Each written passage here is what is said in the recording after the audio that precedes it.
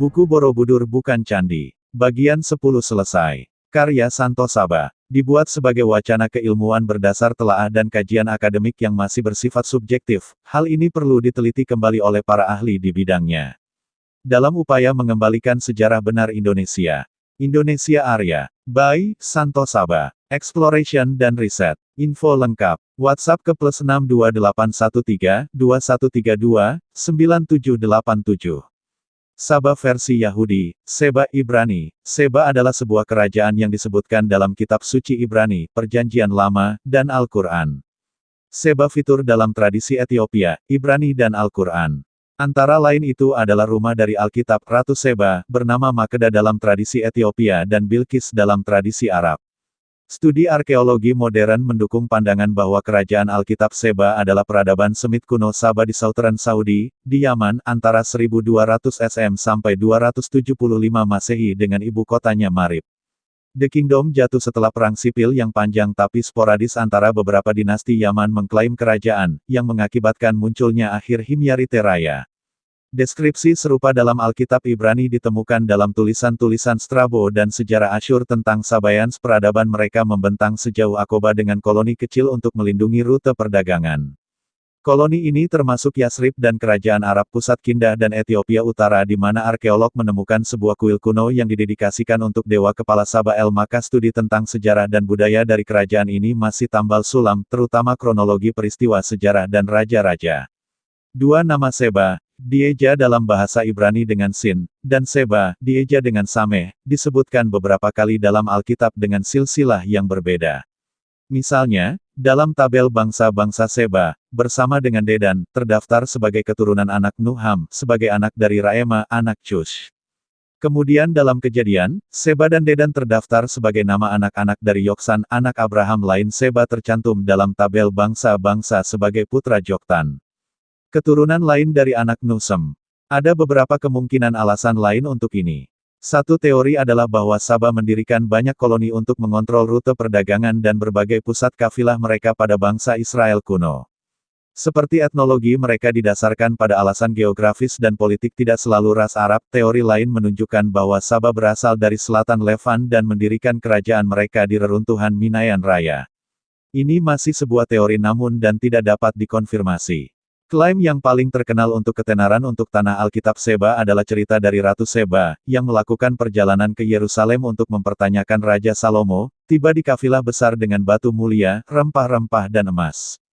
Apokrif teks Kristen Arab Kitab Al-Magal, dianggap sebagai bagian dari sastra Clementine, dan Suryani Guatrea Sures menyebutkan tradisi yang setelah didirikan oleh anak-anak dari Saba, anak Joktan, ada suksesi 60 penguasa perempuan sampai saat Salomo. Sejarawan Yahudi Romawi Josephus menggambarkan sebuah tempat bernama Saba sebagai berdinding, kota kerajaan Ethiopia, yang Cambyses kemudian bernama Meru. Dia mengatakan itu baik dicakup oleh Nil cukup bulat, dan sungai-sungai lainnya, Astapus dan Astaboras menawarkan perlindungan dari kedua pasukan asing dan banjir sungai. Menurut Josephus itu menaklukkan Saba yang membawa ketenaran besar ke Mesir, sekaligus mengekspos latar belakang pribadinya sebagai anak budak bernama Musa. Berikut ini adalah dua daftar alternatif penguasa kerajaan Seba. Penguasa Saba dan Himyar, rekonstruksi silsilah para penguasa Saba dan Himyar berdasarkan prasasti yang masih ada. Berdasarkan karya Dr. Jafat Ali. Versi 1. Samahu, Alika. 750 SM. Yada Il Dari. Yati, Amar Watar Yada Il Bayin. Seba ke Himyar sesudahnya. Versi 2. Imam Tinggi, Mukaribs dari Sabian 1200 sampai 800 SM. Tidak diketahui Mukaribs Saba. Yadail Yanif ben Karibail 755740 SM. Samahu, Ali dari Aku ben Yadail Yanufka. 740 sampai 715 SM. Yati, Amar Bayin saya setelah 715 SM. Damar, Ali I setelah 715 sebelum K. 685 SM Samahuali Yanuf 2K, 545K. 525 SM Kings of Saba Gaya Malik. Yati, Amar Bayin 2K, 525K. 495 SM Karibail saya setelah 495 SM. K 410K. 380 SM dan Yati, Amar Watar Yakrub Malik dari Samahuali Yanuf 4. Yadail Bayin 3 Yakrub Malik Watar Yati Amar. Untuk Himyar setelahnya Marib. Kurb Ail Watur bin Ali bin Tamar. Versi 2. Imam Tinggi, Mukaribs dari Sabian. 1200800 SM. Tidak diketahui Mukaribs Sabah. Yadail Yanif ben Kariba Ilka 755K. 740 SM. Samahu, Ali dari aku ben Yadail Yanufka. 740-715 SM Yati, Amar Bayin saya setelah 715 SM. Damar, Ali I setelah 715 sebelum K. 685 SM Kariba Ilwatar Ika 685 K 675 SM. Sabah versi ulama Islam. Sejarah Kerajaan Sabah. Sabah adalah sebuah kerajaan di abad klasik yang berdiri sejak 1300 SM, terletak di wilayah Yaman saat ini. Kemasyhuran negeri Sabah benar-benar sesuatu yang fenomenal dan menakjubkan bagi siapa saja yang mengetahui kisahnya. Siapakah Sabah? Dalam hadis Farwah bin Musaik, Rasulullah Shallallahu alaihi wasallam pernah ditanya oleh seorang laki-laki, "Ya Rasulullah, kabarkanlah kepadaku tentang Sabah. Apakah Sabah itu? Apakah ia adalah nama sebuah tempat ataukah nama dari seorang wanita?" Beliau pun menjawab, "Dia bukanlah nama suatu tempat dan bukan pula nama wanita, tetapi ia adalah seorang laki-laki yang memiliki 10 orang anak dari bangsa Arab.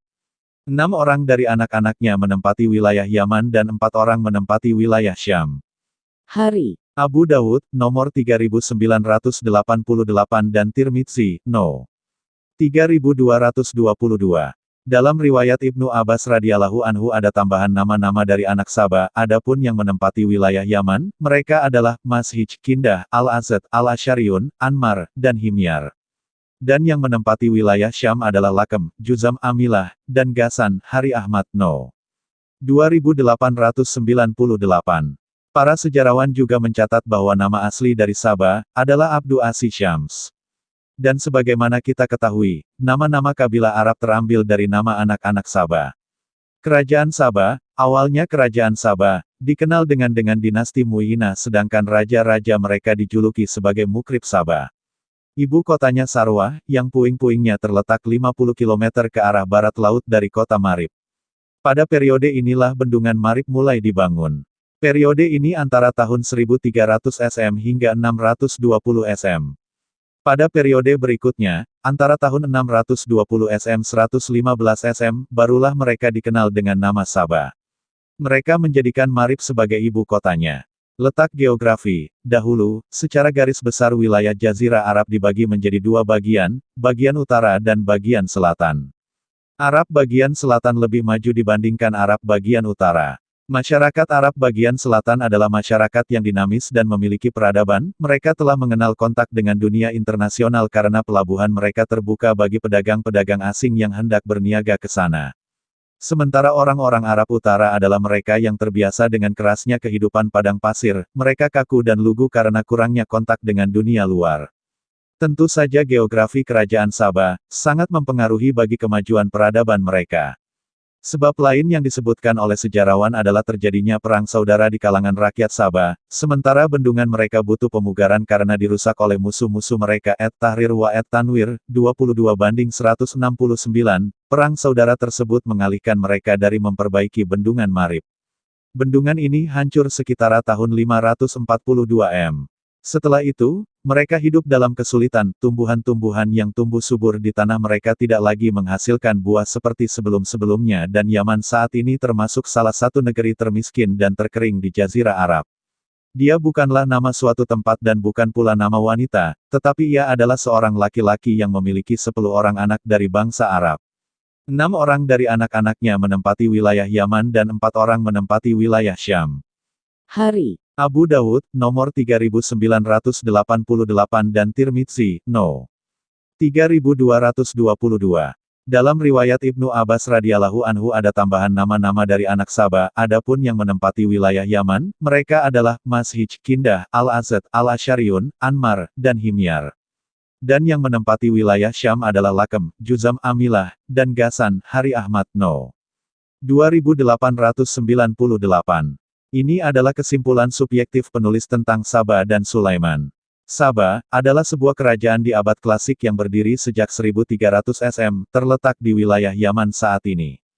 Kemasyhuran negeri Sabah, benar-benar sesuatu yang fenomenal dan menakjubkan bagi siapa saja yang mengetahui kisahnya. Studi arkeologi modern mendukung pandangan bahwa kerajaan Alkitab Seba adalah peradaban Semit kuno Sabah di selatan Saudi, di Yaman, antara 1200 SM sampai 275 Masehi dengan ibu kotanya Marib. Kerajaan jatuh setelah perang sipil yang panjang dan sporadis di antara beberapa dinasti Yaman mengklaim dirinya sebagai kerajaan Sabah, sampai munculnya masa akhir dinasti Himyarite Raya. 1200-650 SM telah berdiri suatu kerajaan yang mengawali kekuasaan di daerah tersebut, yaitu Kerajaan Main dan Kerajaan Qutban. Penduduk Yaman berasal dari kaum Bani Katan yang merupakan keturunan Yarub bin Katan. Bani Katan ini berasal dari daerah Mesopotamia. Kerajaan Qutban berdiri di Yaman Selatan kira-kira tahun 1000 SM. Kerajaan Qutban berdiri karena adanya taktik politis Kerajaan Main untuk memperkuat kekuasaan. Jika kekuasaan Yaman Utara telah tercapai oleh Kerajaan Main, maka wilayah Yaman Selatan pun turut dikuasai Kerajaan Main dengan mendirikan Kerajaan Qutban. Kerajaan Main memberikan pengaruh kekuasaannya hingga ke Mesir, wilayah Jazirah Arab, Yunani dan Romawi. Faktor selanjutnya yang menjadi penyebab runtuhnya Kerajaan Main adalah munculnya Kerajaan Sabah di Yaman Tengah, terletak di antara Kerajaan Main, Yaman Utara, dan Kerajaan Qutban, Yaman Selatan. Kerajaan Sabah yang mulai muncul pada tahun 950 SM memberikan pengaruh yang cukup besar terhadap keruntuhan kerajaan ini. Awalnya Kerajaan Sabah dikenal dengan dinasti Mu'inah, sedangkan raja-raja mereka dijuluki sebagai Mukrib Sabah. Ibu kotanya Sarwah, yang puing-puingnya terletak 50 km ke arah barat laut dari kota Marib. Pada periode berikutnya, antara tahun 620 SM 115 SM, barulah nama Sabah mereka terkenal dan tercatat dalam sejarah. Mereka menjadikan Marib sebagai ibu kotanya. Bendungan ini hancur sekitar tahun 542 M.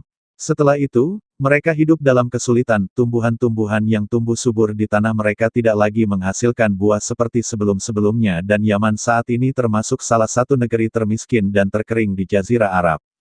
Kaitannya dengan bahasan buku ini tentang Sabah di Tanah Jawa, Sundaland, Borobudur dan Sulaiman. Perhatikan tahun yang tercatat dalam sejarah yang saya susun berdasarkan tahun terdahulu atau tertua, kemudian nanti pada penjelasan kita dapat mengetahui di saat kapan pertemuan dua tokoh Sabah dan Sulaiman tersebut. Penguasa Sabah dan Himyar, rekonstruksi silsilah para penguasa Sabah dan Himyar berdasarkan prasasti yang masih ada. Berdasarkan karya Dr. Jafat Ali. Versi 2 masa kerajaan Sabah adalah tahun 1200 sampai 800 SM. Pada di antara tahun-tahun 1200 sampai 800 SM masa yang silsilah namanya tidak diketahui, dan pada masa tahun 755-740 SM baru diketahui nama penerusnya, yaitu Yadail Yanif ben Karibail dan seterusnya. Jadi menurut penulis masa Sabah yang tidak tercatat tersebutlah masa kerajaan Sabah yang berada di Tanah Jawa, dan masa itu pulalah masa pertemuan Sulaiman dan Ratu Sabah, Bilqis. 935 SM sampai sekitar tahun 800 SM Sulaiman wafat setelah perjumpaan dengan Ratu Sabah yaitu Bilqis di Tanah Jawa. Umur beliau sekitar 40 tahun di Tanah Arab dan 35 tahun di Tanah Jawa. Yaitu Sabah adalah keturunan Arab yang 6 orang di Arab dan 4 orang di luar Arab. Dari sinilah asal-usul silsilah Bilqis berasal, dan yang berjumpa dengan Sulaiman di tanah Sundaland dahulunya disebut dengan Meru. Tentang Imperium Sabah di Sundaland telah dijelaskan di atas, yaitu peradaban yang mengawali peradaban manusia di muka bumi selain peradaban yang berada di daratan Sahul. Peradaban yang tinggi di Sundaland adalah peradaban yang bekerja sama dan hidup bersama dengan makhluk yang bukan manusia, yaitu jenis golongan jin, dan jenis makhluk bukan manusia, yaitu makhluk yang telah ada sejak zaman sebelum Adam. Makhluk itu ada di Sundaland. Ijajil adalah golongan jin yang mempunyai fisik berbadan dan bisa luka dan berdarah. Dari 3 golongan umat terdahulu itulah bumi pernah mengalami masa kekacauan, sedangkan 2 makhluk lainnya tidak berjasad seperti Ajajil. Banul Jan adalah penghuni kedua sebelum bangsa manusia lahir ke bumi. Iblis ketika itu belum lahir ke bumi, kelahiran iblis generasi keempat dari bangsa jin. Sedangkan Banul Jan yang pintar yang telah melarikan diri bersembunyi di pulau-pulau yang kecil beriklim tropis. Seperti untuk saat ini bersembunyi di wilayah Indonesia karena negaranya berpulau, yang bersembunyi ini selamat walaupun tidak mempunyai kerajaan lagi, karena kerajaan mereka hancur luluh. Yang nanti dalam bahasan buku ini jin jenis ini yang berkolaborasi dengan peradaban Sabah di Tanah Jawa, jin atau makhluk ini yang mampu bekerja sama dengan manusia, dapat memendekkan jarak, terbang di atas bumi, masuk ke dalam bumi juga menjelajah ke angkasa raya. Manusia yang dapat melakukan ini semua adalah manusia yang bersekutu dengan makhluk pra-Adam ini. Yang di kemudian hari kemampuan seperti ini pun dapat dilakukan oleh Sulaiman untuk menaklukkan Ratu Sabah. Salah satu jenis atau ras makhluk bukan manusia yang oleh bangsa Amerika sebut dan memberi namanya adalah ras ekstraterestrial. Grey adalah ras yang paling dikenal oleh manusia bumi. Ini dikarenakan mereka memiliki kulit berwarna kelabu. Selain itu, ciri lain ras ini adalah bertubuh kurus, berkepala besar, tanpa rambut, bermata hitam besar, tanpa alis dan bulu mata. Itu adalah gambaran yang ditangkap oleh bangsa Amerika tentang makhluk bukan manusia. Makhluk tersebut adalah makhluk dari luar angkasa. Makhluk tersebut dapat keluar masuk bumi dengan cepat juga keluar masuk matahari. Bagi mereka makhluk yang dijelaskan di atas, matahari juga dapat berfungsi sebagai pintu keluar masuk menuju tata surya kita. Makhluk tersebut tak sepadat kita yang berada di dimensi 3, tubuh mereka eterik. Perang besar sebelum Perang Dunia terjadi adalah perang seperti perang nuklir. Hal ini terekam dalam cerita Ramayana dan Baratayuda. Peperangan tersebut sangat dahsyat dan benar terjadi, ada bekas terjadi peperangan tersebut di muka bumi dan sampai saat ini masih ada. Makhluk pra-Adam yang ada pada masa Sabah adalah sebagai berikut. Berdasarkan postur dan tempat asalnya dari planet di luar planet bumi, makhluk ini dibedakan menjadi 3 macam jenis utama pendahulu makhluk yang bukan manusia, yaitu 1. Zeta Reticuli. Tinggi rata-rata 4,5 kaki dan mereka tak memiliki hidung. Mereka punya perangai kasar. 2. Betelgeuse dan Rigel di gugus Orion. Tinggi rata-rata 7-8 kaki dan mereka memiliki hidung besar. Berbeda dengan jenis di atas, jenis ini mempunyai perangai lebih halus dan sopan. 3. Berasal dari bintang Bellatrix di gugus Orion. Jenis ini adalah yang terpendek dibandingkan tipe yang lain. Tingginya hanya 3,5 kaki. Mereka juga tak memiliki hidung. Seperti saudara mereka dari Zeta Reticuli, juga memiliki perangai yang kasar. 2 makhluk tersebut adalah jenis golongan jin dan 1 makhluk adalah bukan dari golongan jin. Ia berbadan dan berdarah. Dari golongan yang berdarah inilah mempunyai keturunan makhluk yang mempunyai kebiasaan bisa keluar masuk bumi dan terbang menembus angkasa. Dari makhluk inilah peradaban Sabah dapat mempunyai kemajuan lebih dari kemampuan manusia yang ada. Jenis makhluk tersebut adalah jenis utama di mana varian dan keturunannya dapat berbentuk kera yang bernama Hanoman, naga dan burung yang disebut dengan Jatayu. Sulaiman mempunyai pasukan dari jenis makhluk tersebut, yaitu jenis manusia asli, jin dan makhluk pra-Adam yang berbentuk burung yang bernama Hut-Hut. Yang makhluk selain burung besar ada beberapa makhluk yang sama dipunyai pada makhluk yang bekerja sama dengan Sabah, tetapi makhluk yang mempunyai kepandaian dalam peperangan adalah makhluk yang berbentuk burung. Pasukan Sulaiman yang mempunyai kemampuan masuk dan keluar ke dalam bumi adalah makhluk yang nanti berperan pada saat pemindahan istana dan singgasana Bilqis, ilmu pengetahuan tentang penguasaan dan pengendalian. Makhluk-makhluk luar biasa itu di masa Bilqis dan sebelum Sulaiman telah dipelajari dan dipraktekkan oleh penguasa dan ilmuwan yang ada pada masanya, yang ilmu tersebut tertuliskan pada kitab yang sengaja dibuat oleh manusia untuk dipelajari. Ilmu dan pengetahuan tersebut pada masa Daud dan Sulaiman juga sudah difahami oleh manusia, yaitu salah satunya Ashif bin Barhia. Lokasi tepat kerajaan Sabah yang mempunyai koloni banyak di daerah di muka bumi di antaranya adalah di tanah Arab adalah Sundaland. Pada masa Sundaland masih berbentuk satu pulau besar, disitulah peradaban awal Sabah berdiri. Di masa itu peradaban belum bernama Sabah. Setelah kerajaan Sabah melakukan ekspansi yang salah satu koloninya adalah Sabah di Timur Tengah yang berhasil menaklukkan kerajaan Main, kerajaan sebelum Sabah, maka nama Sabah mulai tercatat oleh peradaban lain. Kerajaan Sabah berpusat di Sundaland, tepatnya di tanah sebagai tanah yang di situ tempat berlangsung acara ritual para raja pada peradaban sebelum Sabah yaitu Kerajaan Rama atau Atlantis dan masa sesudah kekuasaan Ratu Bilqis yaitu Tanah Jawa, di mana hingga kini banyak ditemui sisa peninggalan acara pemujaan terhadap matahari. Candi Borobudur adalah lambang kemajuan peradaban Sabah. Di candi tersebut ditampilkan kemajuan peradaban Sabah yang sampai saat ini masih bisa kita lihat. Peradaban Sabah yang tercatat dalam epos Ramayana dan Baratayuda. Di candi tersebut digambarkan falsafah Sabah dan ritual ajaran yang telah disempurnakan oleh Sulaiman. Dataran kedua adalah dataran di mana segala dan puncak ritual Sabah dilakukan. Borobudur, Prambanan dan Mendut adalah catatan tentang filosofi ajaran Sabah, di mana pada Borobudur juga sebagai miniatur catatan peradaban Sabah yang menjadi pusat pertemuan kerajaan koloni Sabah pada masanya.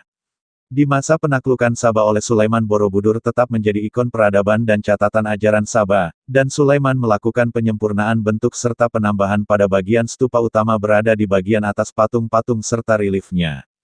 Candi yang ada pada masa Sabah dan tidak mengalami penyempurnaan oleh Sulaiman adalah Candi Sukuh dan Candi atau situs besar di Cianjur, situs Gunung Padahiang, Gunung Padang dalam dialek lokal masyarakat setempat.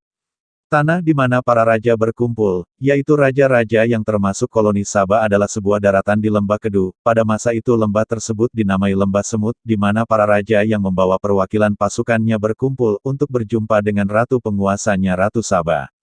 Tempat atau bangunan Ratu Sabah beristirahat di mana mereka melakukan ritual pemujaan terhadap dewa-dewa yang pada hakikatnya adalah pemujaan pada matahari, adalah yang bernama saat ini Candi Boko. Di tempat itu para raja yang hadir yaitu kerajaan yang termasuk dalam kekuasaan dan koloni Sabah berkumpul yang membawa pasukannya berkumpul di dataran luas di Lembah Semut, raja-rajanya berkumpul dalam istana Boko bersama Ratu Sabah. Makhluk pra-Adam yang menyerupai bentuk semut adalah makhluk yang dapat masuk dan menembus bumi, makhluk yang dapat bergerak cepat membawa singgasana Sabah kepada Sulaiman, yang pada masa Sabah makhluk tersebut juga telah mengabdi kepada Sabah. Setelah penguasaan Sulaiman atas Sabah makhluk tersebut berada dalam penguasaan Sulaiman dan mengalami ketakutan yang dalam ketika Sulaiman masuk ke lembah di mana koloni makhluk yang berbentuk semut itu berada. Sedangkan pusat kerajaan Sabah pada masa Sundaland masih berupa pulau berada di daratan yang landai dan lebar berada di sisi sungai, yang pada saat ini berada di dasar laut di antara Pulau Kalimantan dan Pulau Jawa sekitar Pulau Bawean dan Pulau Bangka. Makhluk sebelum Adam berbentuk burung yang masih ada pada kehidupan manusia yang dikuasai oleh Sabah bernama Garuda sedang jenis makhluk pra-Adam yang dikuasai Sulaiman bernama Hut-Hut. Dari makhluk pra-Adam yang berbentuk burung yang bernama Hut-Hut inilah Sulai mengetahui tentang peradaban Sabah yang menyembah matahari. Hut-Hutlah makhluk planet lain yang berbentuk burung yang melaporkan kepada Sulaiman perihal adanya peradaban di selatan yang mempunyai singgasana besar dan penyembah matahari. Tapi Sulaiman tidak serta-merta percaya pada laporan makhluk itu. Sulaiman sendiri melihat dan memastikan kebenaran laporan makhluk berbentuk burung itu dengan melakukan perjalanan cepatnya ke dataran Kedu tanah Jawa peradaban Sabah di tanah Sundaland. Peradaban Sabah yang melakukan ritual penyembahan terhadap matahari di dataran Kedu, peradaban yang berpusat di sekitar Pulau Bawean sebagai pusat kerajaan dan daerah pemujaan berada di pegunungan di Pulau Jawa, peradaban yang besar dengan ratu sebagai penguasa yang memiliki segalanya, dengan kepandaian luar biasa karena berkolaborasi dengan makhluk yang dapat menembus bumi dan langit, yaitu makhluk pra-Adam. Peradaban Sabah yang tidak mengakui adanya hari akhirat, melakukan penyembahan terhadap matahari dan bahkan menyembah jin yang menurut anggapan mereka adalah malaikat. Oleh karena itulah Allah SWT menurunkan Sulaiman sebagai rivalnya dalam menaklukkannya. Setan membuat semua yang dilakukan pada peradaban Sabah adalah benar, hingga saat setelah penaklukan oleh Sulaiman pun keturunan dan penerus Sabah cenderung masih menolak kebenaran yang telah diakui oleh pendahulunya. Lembah Semut di mana tempat berkumpulnya para pasukan perang para raja yang dikuasai Sabah sudah diketahui oleh Sulaiman di istananya di Tanah Arab, yaitu sejak jin yang tunduk kepada Sabah yaitu Bota yang mencuri permata dari jin yang bernama Ifrit yang dikuasai Sulaiman. Perjalanan Sulaiman dari Tanah Arab ke Tanah Jawa adalah perjalanan singkat, yaitu kemampuan yang diberikan Allah SWT kepada Sulaiman dengan menguasai angin. Perjalanan Sulaiman adalah pada waktu pagi hari seperti perjalanan orang biasa berkuda selama 1 bulan juga perjalanan sore hari sama dengan perjalanan orang biasa berkuda selama 1 bulan, dengan demikian perjalanan Sulaiman pagi hingga sore sama dengan perjalanan orang mengendarai kuda dengan berlari kencang selama 1 bulan. Begitu juga dengan kemampuan Ratu Sabah, ia mampu menguasai angin dan mengatasi jarak perjalanan. Ratu Sabah dapat melayang di atas udara melakukan perjalanan cepat. Hal ini bisa dilakukannya karena ilmu pengetahuannya berkolaborasi dengan jin dan makhluk pra-Adam yang bisa terbang. Kita bisa lihat dari gambaran yang ada pada relief Borobudur.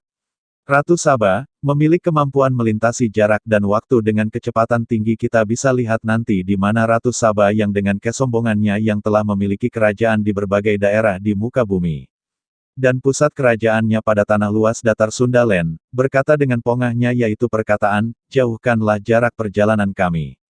Hal ini menunjukkan bahwa kemampuan Ratu Sabah tentang jarak bukan masalah, semua jarak yang dianggap jauh bagi Ratu Sabah adalah dekat. Itulah dasar mengapa Ratu Sabah berkata sombong dengan ucapan, "Jauhkanlah perjalanan kami." Jadi di sini dua tokoh besar Ratu Sabah dan Sulaiman memiliki kemampuan melintasi jarak dan waktu di mana pada peradaban di muka bumi tidak ada peradaban yang dapat melakukan hal ini, kemampuan luar biasa yang belum dimiliki manusia sebelum dan sesudahnya. Jika Sulaiman memiliki kemampuan melakukan perjalanan cepat tentu ada rival yang bisa melakukannya juga, itulah Ratu Saba. Sulaiman yang mengetahui tentang Ratu Penyembah Matahari dari Hudhud, mengirim surat dan dijatuhkan kepada Ratu Saba di saat mereka melakukan acara ritualnya menyembah matahari. Surat itu dijatuhkan di depan tempat para raja lain berkumpul dan beristirahat di Istana Boko. Berkata Sulaiman kepada Hudhud, pergilah dengan membawa suratku ini, lalu jatuhkan kepada mereka, kemudian berpalinglah dari mereka, lalu perhatikanlah apa yang mereka bicarakan. Surat itu dibawa oleh makhluk besar, makhluk pra-Adam berbentuk burung yang tunduk kepada Sulaiman, berangkat dari Istana Sulaiman di Tanah Arab menuju Tanah Jawa, tepatnya di mana Sang Ratu dan para raja dan pembesar berkumpul. Perjalanan Sang Hudhud adalah perjalanan cepat, jarak dan waktu bukan kendala. Dari Istana Sulaiman ke Istana Boko ditempuh dengan kecepatan tinggi dan dalam waktu cepat, maka sampailah surat itu ke tangan Ratu Saba Bilqis. Berkata Balqis, "Hai pembesar-pembesar, sesungguhnya telah dijatuhkan kepadaku sebuah surat yang mulia. Sesungguhnya surat itu, dari Sulaiman dan sesungguhnya, isinya, dengan menyebut nama Allah yang Maha Pemurah lagi Maha Penyayang. Bahwa janganlah kamu sekalian berlaku sombong terhadapku dan datanglah kepadaku sebagai orang-orang yang berserah diri." Ucapan Sulaiman kepada Ratu Saba menohok pada kata sombong, sombong karena kemampuan kekuasaan dan ilmu yang dimiliki yang tidak dipunyai manusia pada masanya. Di saat Ratu Saba yang masih berkumpul dengan para raja dan pembesar kerajaan di Istana Boko, Ratu Saba melakukan perbincangan kepada mereka pembesar, berkata dia Balqis, "Hai para pembesar, berilah aku pertimbangan dalam urusanku ini, aku tidak pernah memutuskan sesuatu persoalan sebelum kamu berada dalam majelisku." Mereka menjawab, "Kita adalah orang-orang yang memiliki kekuatan dan juga memiliki keberanian yang sangat dalam peperangan, dan keputusan berada di tanganmu, maka pertimbangkanlah apa yang akan kamu perintahkan." Dia berkata, "Sesungguhnya raja-raja apabila memasuki suatu negeri, niscaya mereka membinasakannya, dan menjadikan penduduknya yang mulia jadi hina, dan demikian pula lah yang akan mereka perbuat." Ketakutan para pembesar raja kerajaan Saba terucapkan kepada Ratu Saba, yaitu ketakutan akan kebinasaan kerajaan jika kalah dalam peperangan. Ketakutan para pembesar ditengahi dengan cara yang lebih elegan menurut sang ratu, yaitu dengan memberi hadiah kepada Sulaiman. Sang ratu berkata, "Dan sesungguhnya aku akan mengirim utusan kepada mereka dengan membawa hadiah, dan aku akan menunggu apa yang akan dibawa kembali oleh utusan-utusan itu." Maka diperintahkanlah pasukan yang akan membawa hadiah, kepada Sulaiman berupa emas dan barang berharga lainnya menuju Istana Sulaiman di Tanah Arab. Rombongan pasukan dan iring-iringan yang membawa hadiah tersebut dilakukan oleh orang yang telah mampu melakukan perjalanan cepat dengan melayang di atas udara menuju Istana Sulaiman. Maka tatkala utusan itu sampai kepada Sulaiman, Sulaiman berkata, "Apakah patut kamu menolong aku dengan harta? Maka apa yang diberikan Allah kepadaku lebih baik daripada apa yang diberikannya kepadamu, tetapi kamu merasa bangga dengan hadiahmu. Kembalilah kepada mereka, sungguh kami akan mendatangi mereka dengan bala tentara yang mereka tidak kuasa melawannya, dan pasti kami akan mengusir mereka dari negeri Saba dengan terhina dan mereka menjadi tawanan-tawanan yang hina dina." Maka pulanglah pasukan dan rombongan pembawa hadiah dari Ratu Saba ke Tanah Sundalen di Pulau Jawa, tepatnya di Istana Boko. Saat mereka pulang, Sulaiman melakukan dialog dengan para pembesarnya, yaitu, berkata Sulaiman, "Hai pembesar-pembesar, siapakah di antara kamu sekalian yang sanggup membawa singgasananya kepadaku sebelum mereka datang kepadaku sebagai orang-orang yang berserah diri?" Sulaiman mengetahui bahwa Ratu Saba mempunyai kemampuan melintasi jarak dengan waktu singkat, seperti yang dilakukan oleh serombongan orang yang membawa hadiah kepadanya. Sulaiman pun mengetahui para pembesarnya mempunyai kemampuan untuk melakukan perjalanan melintasi jarak dengan waktu singkat, dan juga dapat melakukan pemindahan benda apapun ke tempat lain dengan waktu singkat. Pada masa kerajaan Sulaiman dan kerajaan Saba, ilmu pengetahuan tentang hal ini telah dimiliki oleh kedua kerajaan tersebut, di mana kedua tokoh tersebut adalah tokoh yang menguasai makhluk pra-Adam yang dapat menembus bumi dan menembus langit. Makhluk tersebut bukan manusia dan bukan juga jin. Makhluk tersebut berasal dari planet lain bukan bumi dan berumur lebih dari umur peradaban manusia. Jadi makhluk tersebut tidak mati di bumi selama berkolaborasi dengan manusia. Makhluk tersebut datang dan pergi dari bumi, sehingga sampai hari ini tidak akan ditemui fosil makhluk tersebut di permukaan bumi. Makhluk pada masa Saba dan Sulaiman yang berbentuk burung dan tergambar pada candi di Tanah Jawa. Menaklukkan kerajaan musuh dengan melakukan peperangan pada masa Sulaiman untuk menghadapi Ratu Saba adalah cara yang konvensional, di mana pada saat itu kemampuan yang tertinggi adalah kemampuan melakukan perjalanan singkat dan melakukan pemindahan benda dengan singkat.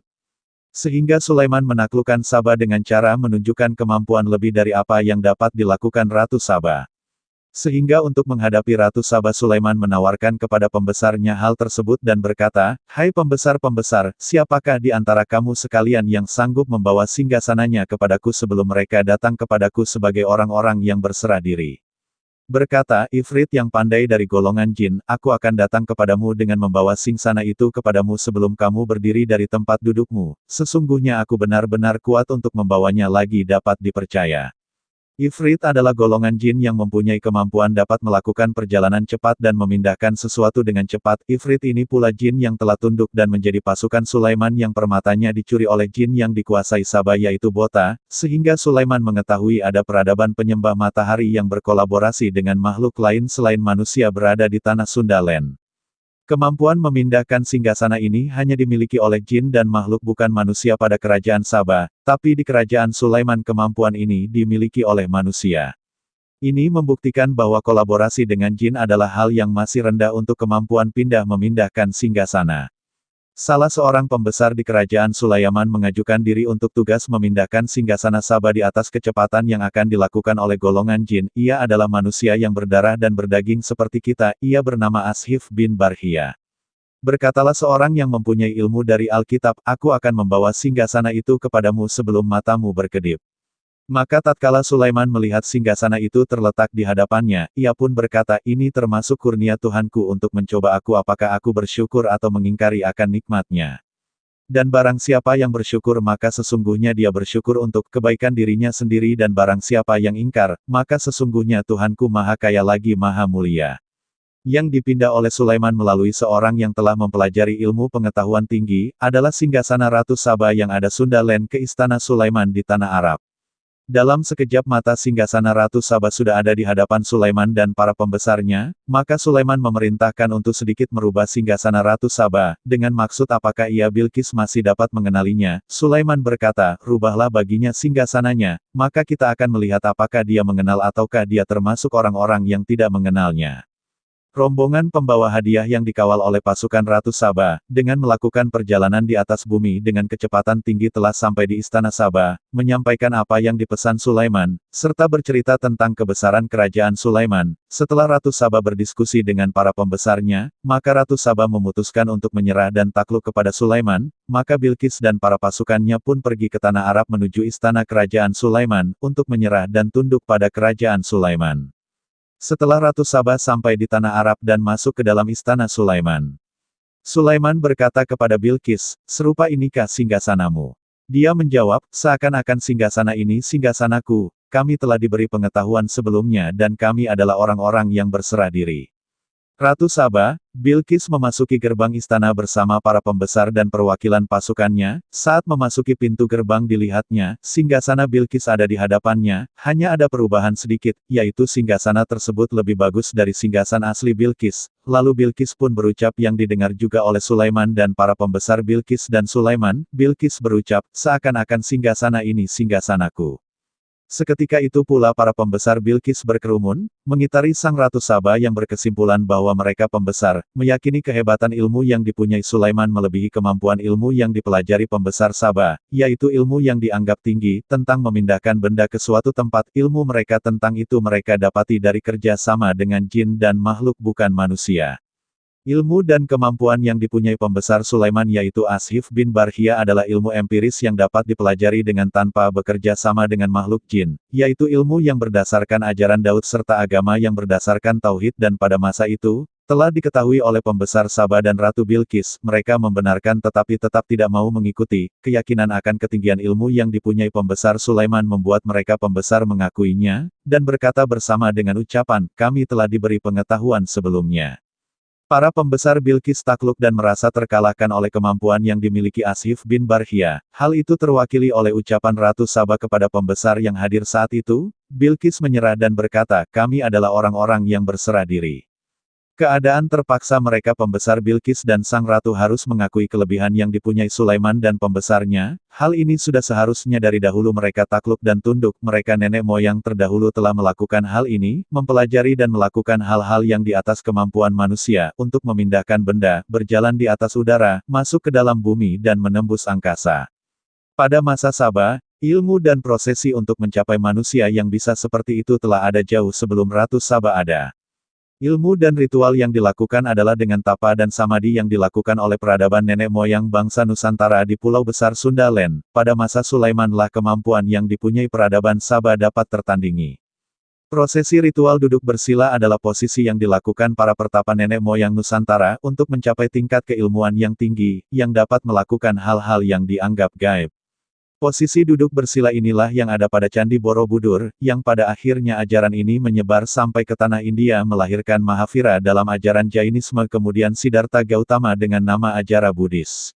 Para pendahulu Ratu Saba yang seharusnya telah mengetahui akan ilmu yang lebih tinggi dan sudah takluk lebih dahulu tidak segera melakukan penyerahan diri kepada ajaran agama Samawi yaitu ajaran Tauhid karena mereka nenek moyang mereka telah lama melakukan dan melaksanakan penyembahan kepada selain pencipta, hal inilah yang membuat mereka enggan berpindah keyakinan.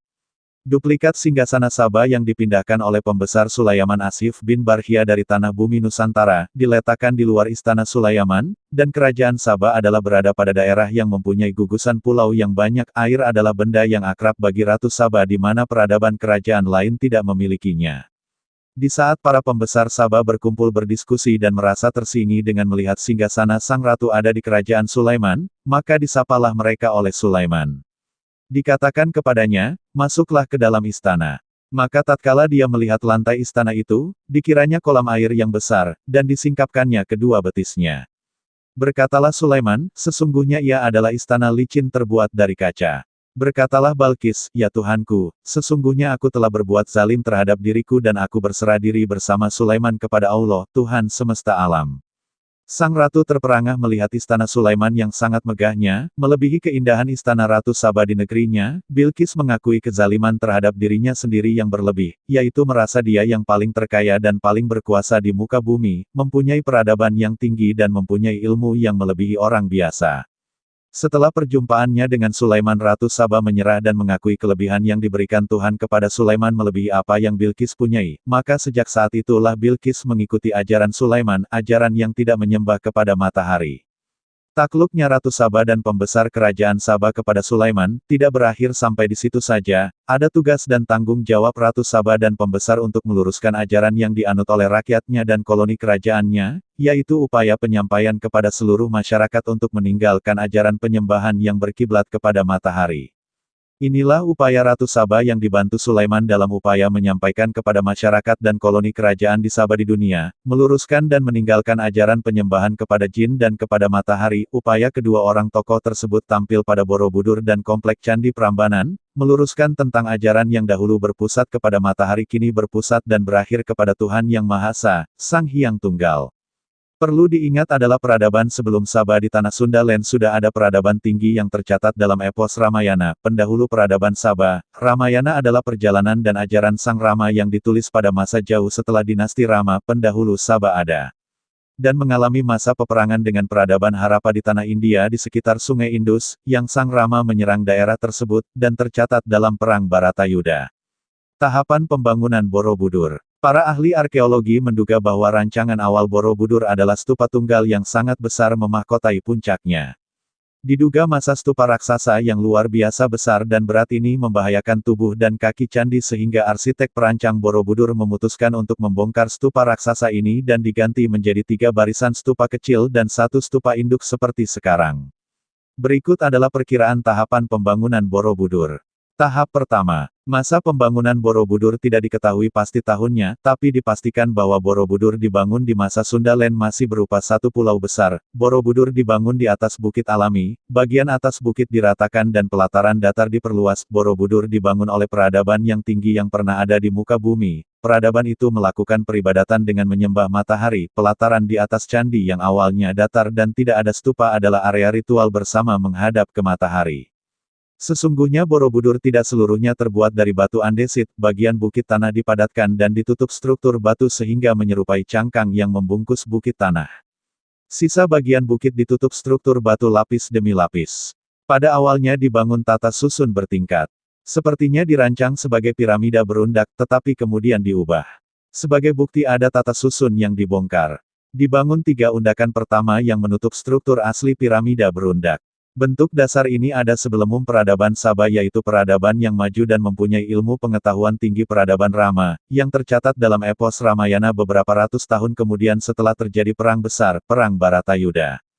Tahap kedua. Penambahan 2 undakan persegi, pagar langkan dan 1 undak melingkar yang di atasnya langsung dibangun stupa tunggal yang sangat besar. Penambahan ini adalah dengan menutup bagian area luas yang berada pada bagian tengah yang mengelilingi punden berundak sehingga area trap yang pada awalnya diperuntukkan untuk tempat peribadatan penyembahan matahari tidak lagi dapat difungsikan. Tahap ketiga. Terjadi perubahan rancang bangun, undak atas lingkaran dengan stupa tunggal induk besar dibongkar dan diganti 3 undak lingkaran. Stupa-stupa yang lebih kecil dibangun berbaris melingkar pada pelataran undak-undak ini dengan 1 stupa induk yang besar di tengahnya. Karena alasan tertentu, pondasi diperlebar, dibangun kaki tambahan yang membungkus kaki asli sekaligus menutup relief bagian bawah. Para arkeolog menduga bahwa Borobudur semula dirancang berupa stupa tunggal yang sangat besar memahkotai batur-batur teras bujur sangkar. Akan tetapi stupa besar ini terlalu berat sehingga mendorong struktur bangunan condong bergeser keluar. Patut diingat bahwa inti Borobudur hanyalah bukit tanah sehingga tekanan pada bagian atas akan disebarkan ke sisi luar bagian bawahnya sehingga Borobudur terancam longsor dan runtuh.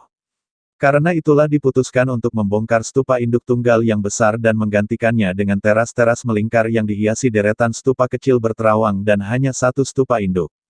Untuk menopang agar dinding candi tidak longsor maka ditambahkan struktur kaki tambahan yang membungkus kaki asli. Struktur ini adalah penguat dan berfungsi bagaikan ikat pinggang yang mengikat agar tubuh candi tidak ambrol dan runtuh keluar, sekaligus menyembunyikan relief pada bagian-bagian bawah. Tahap keempat, ada perubahan kecil seperti penyempurnaan relief, penambahan pagar langkan terluar, perubahan tangga dan pelengkung atas gawang pintu, serta pelebaran ujung kaki. Perubahan bentuk yang semula berbentuk terasering dan terdapat area luas terutama pada bagian atas dan pada teras tengah keliling, yang semula area ini adalah area yang luas di mana dilakukan pemujaan terhadap matahari, kini ditutup oleh stupa dan arca-arca, sehingga hilanglah area untuk melaksanakan pemujaan kepada matahari. Perubahan bentuk punden berundak yang merupakan ciri asli bentuk candi di Pulau Jawa adalah ciri asli yang telah ada. Perubahan bentuk Borobudur menjadi bentuk seperti saat ini adalah akibat campur tangan Sulaiman dan penguasa Ratu setempat, Ratu Sabah. Hal ini terjadi setelah sang Ratu Sabah Bilqis takluk kepada Sulaiman, dan bersama Sulaiman Bilqis berserah diri. Aku berserah diri bersama Sulaiman kepada Allah, Tuhan semesta alam. Ratu Sabah dan Sulaiman di Tanah Jawa melakukan perubahan terhadap ajaran yang sudah ada di Tanah Jawa dan seluruh koloni kerajaan Sabah yang dikuasai. Semua ajaran yang pada awalnya melakukan ritual penyembahan terhadap jin dan bermuara pada matahari mengalami perubahan bertahap. Penyembahan kepada matahari berangsur-angsur dialihkan kepada penyembahan yang Maha Tunggal. Pemahaman akan hari akhirat diajarkan kepada mereka. Perubahan mendasar adalah tidak lagi menyembah kepada dewa matahari. Kebiasaan peradaban Sabah yang membuat perumpamaan tentang yang disembah dengan mewujudkan pada dewa masih terasa dan perlahan diarahkan kepada Yang Maha Tunggal. Perlambang Tuhan yang masih disebut Hyang masih ada, dengan perlambang yang masih mengikuti kebiasaan ajaran terdahulu, tapi semua dewa itu berpusat kepada Yang Maha Tunggal Tuhan Yang Maha Esa. Di bagian atas sudah dijelaskan tentang ajaran terdahulu nenek moyang Nusantara. Ajaran tersebut masih terlihat pada masa kerajaan setelah Ratu Sabah, yaitu kerajaan yang pernah ada di Tanah Jawa. Ajaran yang telah berubah dari pemujaan kepada matahari beralih kepada ajaran menyembah kepada Hyang Tunggal. Mereka menyebutnya agama Siwa. Agama Siwa bukanlah agama Hindu. Agama Siwa adalah agama nenek moyang bangsa Nusantara yang berasal dari ajaran Sabah. Ajaran pemujaan kepada sang matahari berubah kepada ajaran yang menyembah satu Tuhan, Sang Hyang Tunggal. Ajaran tersebut yang bernama agama Siwa sebagai cikal bakal pada masa perkembangannya menjadi ajaran Hindu dan Buddha di India. Itulah Dharmik original. Borobudur adalah tempat pusat ritual pada masa Sabah melakukan penyembahan kepada matahari, dengan istana Boko sebagai tempat beristirahatnya para pembesar dan raja penguasa koloni kerajaan Sabah. Di Borobudur itulah dahulu tempat berkumpul berbagai suku bangsa di dunia. Masa setelah Ratu Sabah berserah diri dan mengikuti ajaran yang dibawa Sulaiman, Borobudur dirubah tampilannya tentu berdasarkan persetujuan Ratu Sabah. Perubahan tersebut terjadi pada area besar di atas candi yang semula besar kini ditutup stupa, begitu juga area melingkar pada bagian teras sering yang dahulu bisa untuk menampung orang banyak kini tidak lagi bisa dilakukan. Pembuatan relief dan patung adalah pada masa Sulaiman. Relief tersebut menggambarkan cerita nyata masa kerajaan pendahulu Sabah, cerita nyata Sang Rama. Patung arca dengan posisi duduk bersila adalah tata cara ritual tapa dan kontemplasi yang dahulu dilakukan pada peradaban sebelum dan saat Sabah. Pada masa Sulaiman pembuatan patung dan arca itu dilakukan dan atas persetujuan Ratu Sabah. Sulaiman membuat gedung-gedung tinggi yang berada di sekitar Borobudur, yang utama adalah Prambanan dan Mendut juga candi yang berada di sekitarnya. Sulaiman memperkerjakan jin untuk membangun gedung-gedung dan patung-patung tersebut. Patung-patung tersebut tidak untuk disembah. Patung tersebut adalah penggambaran proses tapa sempurna pada ajaran Sabah, yang masih harus ditampilkan untuk menghormati pendahulu dan sebagai tanda kemajuan peradaban terdahulu. Sabah adalah peradaban yang mempunyai tata cara luhur untuk mencapai tingkat kemanusiaan yang sejati. Sulaiman berada di tanah Nusantara membangun gedung-gedung tinggi dan memelihara kuda dan binatang ternak lainnya, yang di tanah ini iklim sangat mendukung. Sulaiman memerintahkan para jin untuk memasak makanan di atas tungku yang besar untuk memberi makan pasukan dan pekerja yang membangun gedung-gedung tinggi. Salah satu tempat masak yang ditemukan saat ini adalah wajan raksasa yang ditemukan di kota Jawa Tengah. Sulaiman membangun gedung-gedung tinggi, patung-patung dan membuat relief-relief di candi dengan memperkerjakan para jin. Dari golongan jin itu ada yang patuh dan ada yang membangkang. Di antara jin yang patuh ada pula juga yang pandai menyelam. Mereka yang patuh pandai menyelam dan mampu membangun gedung. Diperintahkan Sulaiman untuk membuat bangunan besar di ujung benua Sahul, yang saat ini bernama Pulau Irian Jaya. Di dasar laut di dekat tanah Papua ini Sulaiman membangun bangunan berbentuk piramida besar yang terbagi dua susun. Bangunan tersebut mirip benteng yang sangat besar. Kemungkinan bangunan tersebut oleh Sulaiman diperuntukkan untuk memenjarakan jin yang tidak patuh dan membangkang. Di dasar pantai bagian utara dari Pulau Besar Papua ditemukan struktur bangunan mirip benteng diperkirakan yang panjangnya 110 km dan tingginya setinggi gunung, 1860 meter, dengan lebar 2700 meter. Sulaiman membangun gedung-gedung dan patung-patung di atas bumi juga di dasar laut dengan mempekerjakan para jin. Sulaimanlah yang mengkomandoi seluruh pekerjaan pembangunan tersebut, guna mengendalikan seluruh pekerjaan secara serentak dan massal dan besar. Sulaiman memposisikan diri berada pada puncak tertinggi bangunan, yaitu posisi tertinggi dan pusat area pengawasan. Guna mengelabui para jin tersebut dalam bekerja melakukan perintah Sulaiman, Sulaiman duduk pada stupa yang berterawang. Sulaiman asli berada di salah satunya, sedang stupa arca yang lain dibentuk dengan sosok patung orang yang duduk, posisi mengontrol seluruh pekerjaan yang dilakukan para jin, melaksanakan pembangunan gedung Prambanan, Mendut dan candi di sekitarnya. Pekerjaan para jin dilakukan dengan penuh kepatuhan dan ketakutan akan ancaman Sulaiman jika pekerjaan dilakukan tidak dengan sempurna. Ancaman tersebut adalah penjara di bawah laut di perairan Papua, hingga tiba pada masa tahap akhir penyempurnaan pembangunan adalah pembuatan relief dan satu buah arca yang akan diletakkan pada posisi di mana Sulaiman duduk melakukan kontrol kepada para jin. Tuhan menakdirkan Sulaiman wafat pada saat pekerjaan para jin membuat patung dan relief belum selesai. Sulaiman berada pada salah satu stupa yang berterawang. Para jin terkelabui dengan keberadaan Sulaiman yang sulit untuk memastikan posisi asli Sulaiman dan patung, dan pada saat Sulaiman terkulai jatuh wafat karena tongkat yang dipegang sebagai penahan tubuh rapuh dimakan rayap, terlihatlah salah satu stupa tersebut yang kosong dan berlangsung lama.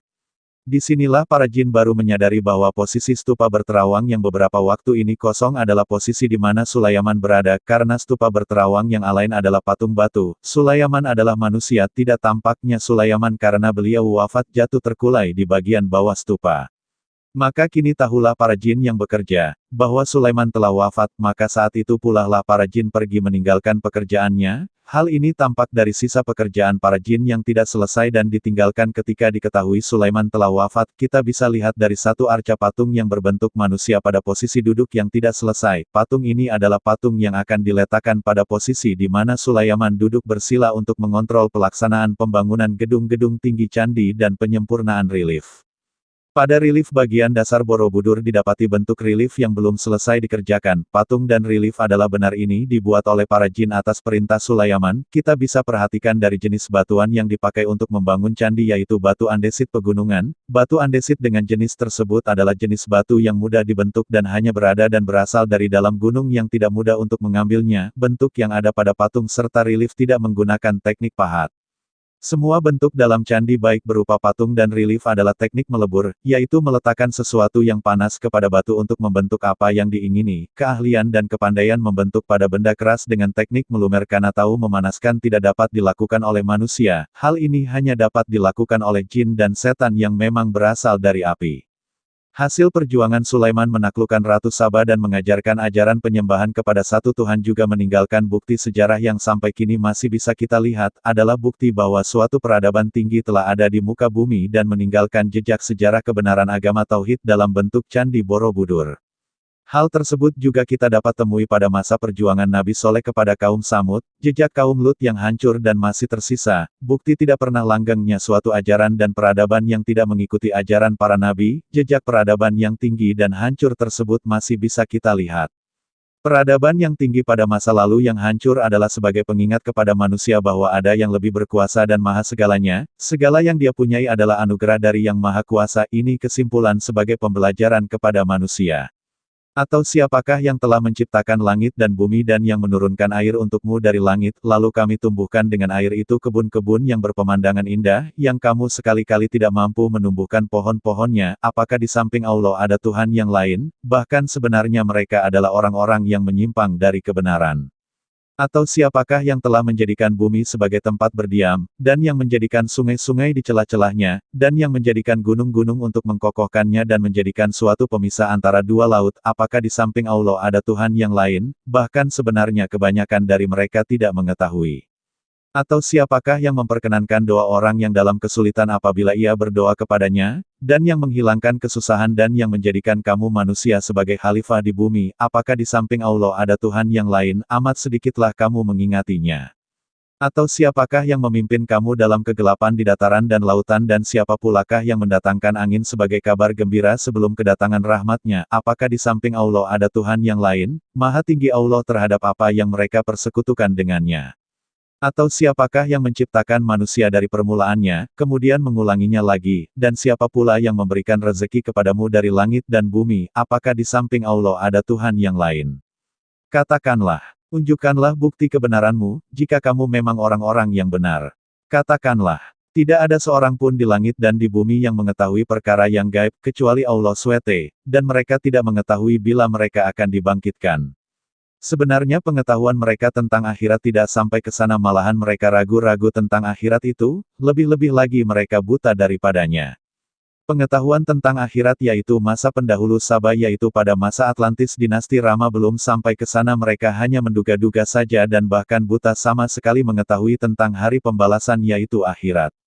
Berkatalah orang-orang yang kafir, apakah setelah kita menjadi tanah dan begitu pula bapak-bapak kita, apakah sesungguhnya kita akan dikeluarkan dari kubur? Dan peradaban setelah masa dinasti Rama yaitu masa sebelum Ratu Saba takluk oleh Sulaiman, mereka berkata sebagai berikut.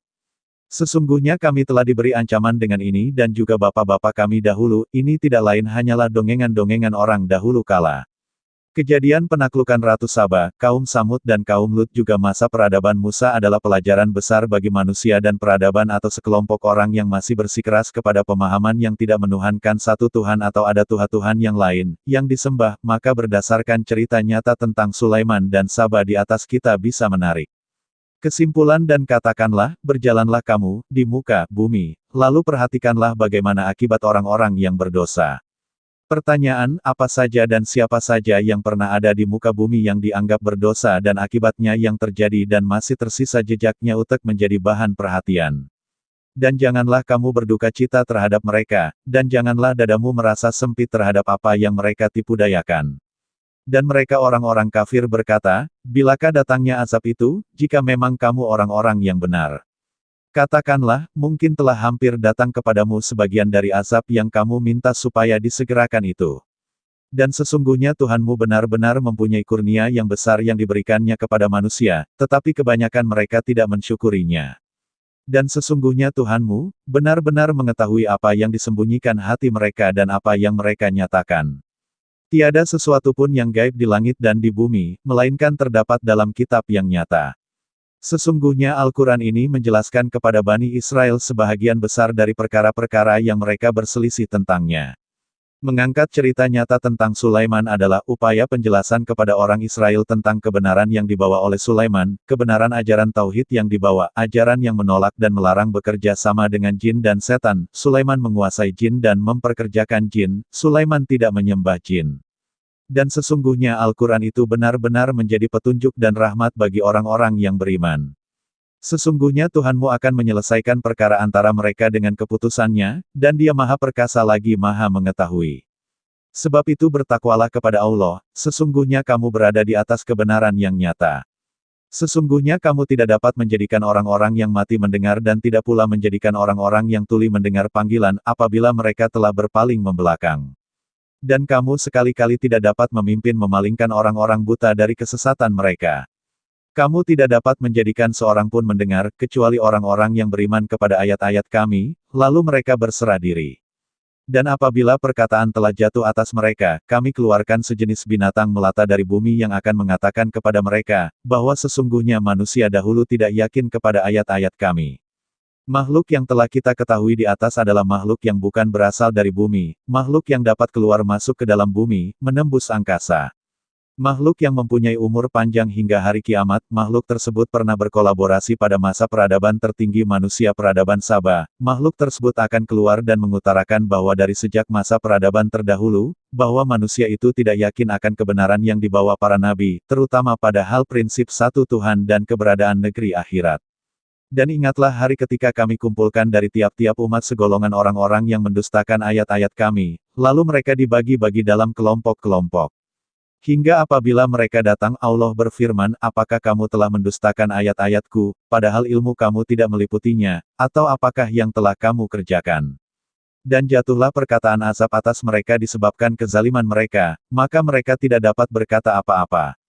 Apakah mereka tidak memperhatikan, bahwa sesungguhnya kami telah menjadikan malam supaya mereka beristirahat padanya dan siang yang menerangi, sesungguhnya pada yang demikian itu terdapat tanda-tanda kekuasaan Allah bagi orang-orang yang beriman. Dan ingatlah hari ketika ditiup sangkakala, maka terkejutlah segala yang di langit dan segala yang di bumi, kecuali siapa yang dikehendaki Allah. Dan semua mereka datang menghadapnya dengan merendahkan diri. Dan kamu lihat gunung-gunung itu, kamu sangka dia tetap di tempatnya, padahal ia berjalan sebagai jalannya awan. Begitulah perbuatan Allah yang membuat dengan kokoh tiap-tiap sesuatu, sesungguhnya Allah Maha mengetahui apa yang kamu kerjakan. Maka ia memperoleh balasan yang lebih baik daripadanya, sedang mereka itu adalah orang-orang yang aman tentram daripada kejutan yang dahsyat pada hari itu. Dan barang siapa yang membawa kejahatan, maka disungkurkanlah muka mereka ke dalam neraka. Tiadalah kamu dibalasi, melainkan, setimpal dengan apa yang dahulu kamu kerjakan. Aku hanya diperintahkan untuk menyembah Tuhan negeri ini, Mekah, yang telah menjadikannya suci dan kepunyaannya lah segala sesuatu, dan aku diperintahkan supaya aku termasuk orang-orang yang berserah diri. Dan supaya aku membacakan Al-Quran kepada manusia. Maka barang siapa yang mendapat petunjuk maka sesungguhnya ia hanyalah mendapat petunjuk untuk kebaikan dirinya, dan barang siapa yang sesat maka katakanlah, sesungguhnya aku ini tidak lain hanyalah salah seorang pemberi peringatan. Dan katakanlah, segala puji bagi Allah, Dia akan memperlihatkan kepadamu tanda-tanda kebesarannya, maka kamu akan mengetahuinya. Dan Tuhanmu tiada lalai dari apa yang kamu kerjakan. Segala puji bagi Allah yang memiliki apa yang di langit dan apa yang di bumi dan baginya pula segala puji di akhirat. Dan Dialah yang maha bijaksana lagi maha mengetahui. Dia mengetahui apa yang masuk ke dalam bumi, apa yang keluar daripadanya, apa yang turun dari langit dan apa yang naik kepadanya. Dan Dialah yang maha penyayang lagi maha pengampun. Supaya Allah memberi balasan kepada orang-orang yang beriman dan mengerjakan amal yang saleh. Mereka itu adalah orang-orang yang baginya ampunan dan rezeki yang mulia. Dan orang-orang yang berusaha untuk menentang ayat-ayat kami dengan anggapan mereka dapat melemahkan menggagalkan azab kami, mereka itu memperoleh azab, yaitu jenis azab yang pedih. Dan orang-orang yang diberi ilmu ahli kitab berpendapat bahwa wahyu yang diturunkan kepadamu dari Tuhanmu itulah yang benar dan menunjuki manusia kepada jalan Tuhan yang maha perkasa lagi maha terpuji. Dan orang-orang kafir berkata kepada teman-temannya, maukah kami tunjukkan kepadamu seorang laki-laki yang memberitakan kepadamu bahwa apabila badanmu telah hancur sehancur-hancurnya, sesungguhnya kamu benar-benar akan dibangkitkan kembali, dalam ciptaan yang baru. Apakah dia mengada-adakan kebohongan terhadap Allah ataukah ada padanya penyakit gila? Tidak, tetapi orang-orang yang tidak beriman kepada negeri akhirat berada dalam siksaan dan kesesatan yang jauh. Maka apakah mereka tidak melihat langit dan bumi yang ada di hadapan dan di belakang mereka? Jika kami menghendaki, niscaya kami benamkan mereka di bumi atau kami jatuhkan kepada mereka gumpalan dari langit. Sesungguhnya pada yang demikian itu benar-benar terdapat tanda kekuasaan Tuhan, bagi setiap hamba yang kembali kepadanya. Dan sesungguhnya telah kami berikan kepada Daud kurnia dari kami. Kami berfirman, hai gunung-gunung dan burung-burung, bertasbihlah berulang-ulang bersama Daud, dan kami telah melunakkan besi untuknya. Yaitu, buatlah baju besi yang besar-besar dan ukurlah anyamannya, dan kerjakanlah amalan yang saleh. Sesungguhnya aku melihat apa yang kamu kerjakan. Dan kami tundukkan angin bagi Sulaiman, yang perjalanannya di waktu pagi sama dengan perjalanan sebulan dan perjalanannya di waktu sore sama dengan perjalanan sebulan pula, dan kami alirkan cairan tembaga baginya. Dan sebahagian dari jin ada yang bekerja di hadapannya, di bawah kekuasaannya, dengan izin Tuhannya. Dan siapa yang menyimpang di antara mereka dari perintah kami rasakan kepadanya azab neraka yang apinya menyala-nyala. Para jin itu membuat untuk Sulaiman apa yang dikehendakinya dari gedung-gedung yang tinggi dan patung-patung dan piring-piring yang besarnya, seperti kolam dan periuk yang tetap berada di atas tungku. Bekerjalah hai keluarga Daud untuk bersyukur kepada Allah. Dan sedikit sekali dari hamba-hambaku yang berterima kasih. Maka tatkala kami telah menetapkan kematian Sulaiman, tidak ada yang menunjukkan kepada mereka kematiannya itu kecuali rayap yang memakan tongkatnya. Maka tatkala ia telah tersungkur, tahulah jin itu bahwa kalau sekiranya mereka mengetahui yang gaib tentulah mereka tidak akan tetap dalam siksa yang menghinakan. Sesungguhnya bagi kaum Saba ada tanda kekuasaan Tuhan, di tempat kediaman mereka yaitu 2 buah kebun di sebelah kanan dan di sebelah kiri, kepada mereka dikatakan, makanlah olehmu dari rezeki yang dianugerahkan Tuhanmu dan bersyukurlah kamu kepadanya. Negerimu adalah negeri yang baik dan Tuhanmu adalah Tuhan yang Maha Pengampun. Tetapi mereka berpaling, maka kami datangkan kepada mereka banjir yang besar dan kami ganti kedua kebun mereka dengan 2 kebun yang ditumbuhi, pohon-pohon, yang berbuah pahit, pohon ats dan sedikit dari pohon sidar. Demikianlah kami memberi balasan kepada mereka karena kekafiran mereka. Dan kami tidak menjatuhkan azab, yang demikian itu, melainkan hanya kepada orang-orang yang sangat kafir. Dan kami jadikan antara mereka dan antara negeri-negeri yang kami limpahkan berkat kepadanya, beberapa negeri yang berdekatan dan kami tetapkan antara negeri-negeri itu, jarak-jarak perjalanan. Berjalanlah kamu di kota-kota itu pada malam hari dan siang hari dengan aman. Maka mereka berkata, ya Tuhan kami jauhkanlah jarak perjalanan kami, dan mereka menganiaya diri mereka sendiri, maka kami jadikan mereka buah mulut dan kami hancurkan mereka sehancur-hancurnya. Sesungguhnya pada yang demikian itu benar-benar terdapat tanda-tanda kekuasaan Allah bagi setiap orang yang sabar lagi bersyukur.